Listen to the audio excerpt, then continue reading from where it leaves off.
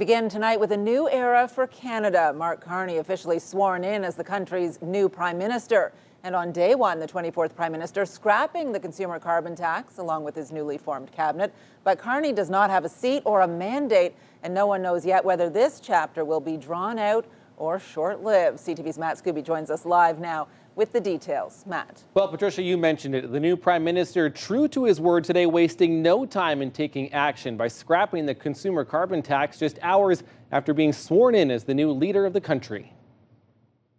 I, Mark Carney, do swear that I will be faithful and bear true allegiance to His Majesty, King Charles III, King of Canada, his heirs and successors.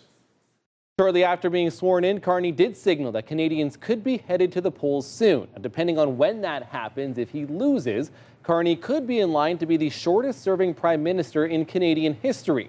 The new PM also takes the post amid a raging trade war with the United States. He commented on President Donald Trump today and the threats to Canada's sovereignty. Personally, I've been clear. The ministers behind me, I think, to an individual, when asked, have been clear that we will never, ever, in any way, shape, or form, be part of the United States. America is not Canada. Look at the ceremony we just had. You could not have had that ceremony. You would not have that ceremony in America. Look at the cabinet behind me. You would not have that cabinet. Carney's pared-down cabinet was also sworn in today. There are 23 ministers, down from 36 in Justin Trudeau's last cabinet. Now, there are some familiar faces that remain in cabinet, but also a few new ones. Dominic LeBlanc retains a significant position as Minister of International Trade and Intergovernmental Affairs, where he'll continue to have a major role in dealing with Donald Trump. Melanie Joly remains Minister of Foreign Affairs, while François-Philippe Champagne takes over as Finance Minister. An interesting note, Chrystia Freeland also returns to cabinet as Minister of Transport and Internal Trade. Now, two local MPs are also staying in cabinet. Steve McKinnon is the Minister of Jobs and Families, while David McGuinty will be the Minister of Public Safety and Emergency Preparedness. Again, the new cabinet has already cut the controversial consumer carbon tax, making that change official at their first meeting today. Residents will still get one more rebate payment in April, though. Conservative leader Pierre Poilievre reacting to that news today. I call it the carbon tax con job.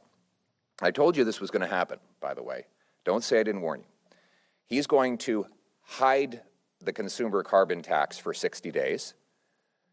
And if he's reelected, he'll bring it back bigger than ever with no rebate.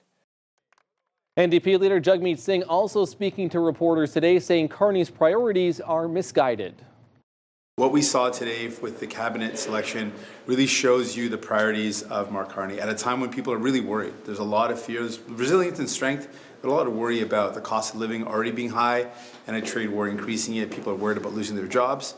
And what Mark Carney has shown is that he has not made a priority a lot of the people in our country.